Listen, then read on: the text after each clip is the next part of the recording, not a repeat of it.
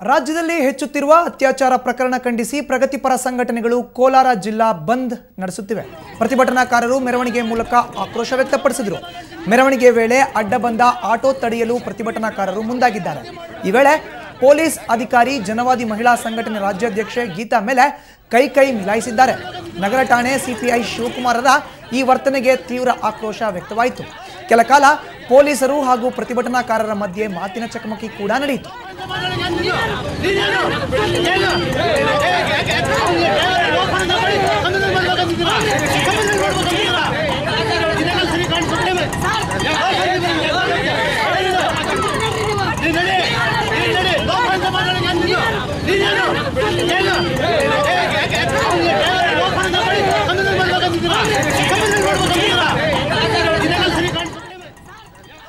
ಇನ್ನು ಇದೇ ವಿಚಾರಕ್ಕೆ ಸಂಬಂಧಪಟ್ಟಂತೆ ಹೆಚ್ಚಿನ ಮಾಹಿತಿಯನ್ನು ನೀಡ್ತಾರೆ ನಮ್ಮ ಕೋಲಾರ ಪ್ರತಿನಿಧಿ ಲಕ್ಷ್ಮೀಪತಿ. ಈಗ ನಮ್ಮ ಜೊತೆ ದೂರವಾಣಿ ಸಂಪರ್ಕಕ್ಕೆ ಸಿಕ್ಕಿದರೆ. ಲಕ್ಷ್ಮೀಪತಿ, ನಾವು ಈಗಾಗಲೇ ದೃಶ್ಯಾವಳಿಗಳಲ್ಲಿ ನೋಡ್ತಾ ಇದ್ದೀವಿ, ಪ್ರತಿಭಟನಾಕಾರರು ಜೊತೆಗೆ ಸಿಪಿಐ ಶಿವಕುಮಾರರ ಮಧ್ಯೆ ಕೈ ಮಿಲಾಯಿಸಿರೋ ಅಂತ ದೃಶ್ಯಾವಳಿಗಳನ್ನ. ಯಾತಕ್ಕಾಗಿ ನಡೀತು ಈ ಒಂದು ಘಟನೆ, ಏನಿದೆ ಹೆಚ್ಚಿನ ಮಾಹಿತಿ ಇದ್ರ ಬಗ್ಗೆ? ಮಧುಸೂದನ್, ಈಗ ಕೋಲಾರ ಜಿಲ್ಲೆ ಸೇರಿದಂತೆ ರಾಜ್ಯದ ಹಲವು ಕಡೆ ಏನು ಅತ್ಯಾಚಾರ ಪ್ರಕರಣಗಳು ದಿನೇ ಹೆಚ್ಚಾಗ್ತಾ ಇದೆ. ಈ ಒಂದು ಪ್ರಕರಣಕ್ಕೆ ಸಂಬಂಧಪಟ್ಟಂತೆ ಇವತ್ತು ಕೋಲಾರ ಜಿಲ್ಲಾ ಪ್ರಗತಿಪರ ಸಂಘಟನೆಗಳಿಂದ ಕೋಲಾರ ಜಿಲ್ಲಾ ಬಂದ್ಗೆ ಕರೆ ನೀಡಿದ್ದು, ಈ ಹಿನ್ನೆಲೆಯಲ್ಲಿ ಕೋಲಾರ ಜಿಲ್ಲೆ ಸಂಪೂರ್ಣವಾಗಿ ಇದು ನಗರ ಸೇರಿದಂತೆ ಎಲ್ಲಾ ಕಡೆ ಸಹ ಒಳ್ಳೆ ಉತ್ತಮ ಪ್ರತಿಫಲ ಸಿಕ್ಕಿದೆ.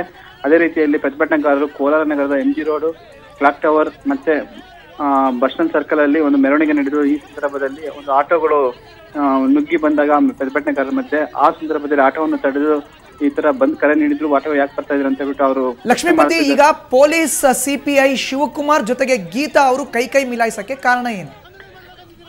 ಮಧುಸೂದನ್, ಅದೇ ಈಗ ಆಟೋವನ್ನು ತಡೆದು ಈ ತರ ಬಂದು ಪ್ರತಿಭಟನೆ ನಡೀತಾ ಇದ್ರು ಸಹ ಆಟೋಗಳನ್ನು ಚಾಲನೆ ಮಾಡಬಾರ್ದು ಅಂತ ಕರೆ ನೀಡಿದ್ರು. ಏನು ಉದ್ದೇಶಪೂರ್ವಕ ಬರ್ತಾ ಇದ್ರು ಅಂತ ಹೇಳ್ಬಿಟ್ಟು ಪ್ರಶ್ನೆ ಮಾಡೋಕೆ ಮುಂದಾದಂತ ಗೀತಾ ಅವರನ್ನ ಸಿಪಿ ಅವರು ತಡೆದು ಅವರ ಮೇಲೆ ಹಿಂದಕ್ಕೆ ಕೈಯಿಂದ ತಳ್ಳಿ ನೂಕಿ ಒಂದು ಮ್ಯಾನ್ ಹ್ಯಾಂಡಲ್ ಮಾಡಿದ್ದಾರೆ. ಈ ಸಂದರ್ಭದಲ್ಲಿ ಪ್ರತಿಭಟನಾಕಾರರು ಇದನ್ನ ಪ್ರಶ್ನೆ ಮಾಡಿದ್ದಾರೆ, ಯಾಕೆ ನೀವು ಅಡ್ಡ ಬರ್ತೀರಾ ಪೊಲೀಸರು ಪದೇ ಅಂತ ಹೇಳ್ಬಿಟ್ಟು ಪ್ರತಿಭಟನೆಗಾರರೆಲ್ಲ ತಿರುಗಿ ಮಾತಿನ ಚಕಮಕಿ ನಡೀತು. ಯಾವುದೇ ಒಂದು ಹೆಣ್ಮಕ್ಳ ಮೇಲೆ ಕೈ ಮಾಡಕ್ ಯಾಕೆ ಮಾಡಿದ್ರು ಅಂತ ಹೇಳ್ಬಿಟ್ಟು ಇತರ ಪ್ರತಿಭಟನಾಕಾರರು ಅವ್ರನ್ನ ಇದು ಮಾಡಿದ್ರೆ, ನಿಮ್ ಕೈಲಿ ಏನಾಗುತ್ತೆ ಮಾಡ್ಕೋ ಹೋಗ್ರಿ, ಯಾಕೆ ನೀವು ಇದು ಆಟೋಗಳನ್ನ ತಡೆಯಕ್ಕೆ ಮುಂದಾಗ್ತೀರಾ ಅಂತ ಹೇಳ್ಬಿಟ್ಟು ಒತ್ತಾಯಪೂರ್ವಕವಾಗಿ ಅವ್ರ ಮೇಲೆ ದೌರ್ಜನ್ಯ ಮಾಡಿದ್ದಾರೆ ಅಂತಾನೆ ಹೇಳ್ಬಹುದು ಶಿವಕುಮಾರ್ ಅವರು. ಓಕೆ ಲಕ್ಷ್ಮೀಪತಿ, ಇನ್ನು ಒಟ್ಟಾರೆ ಕೋಲಾರ ಜಿಲ್ಲೆಯಲ್ಲಿ ಬಂದ್ ವಾತಾವರಣ ಯಾವ ರೀತಿ ಇದೆ?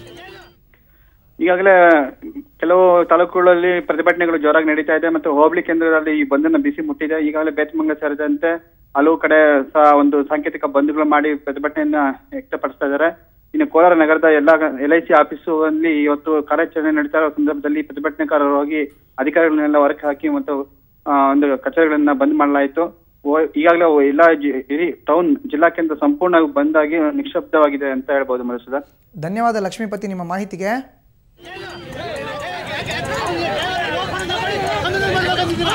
Come on,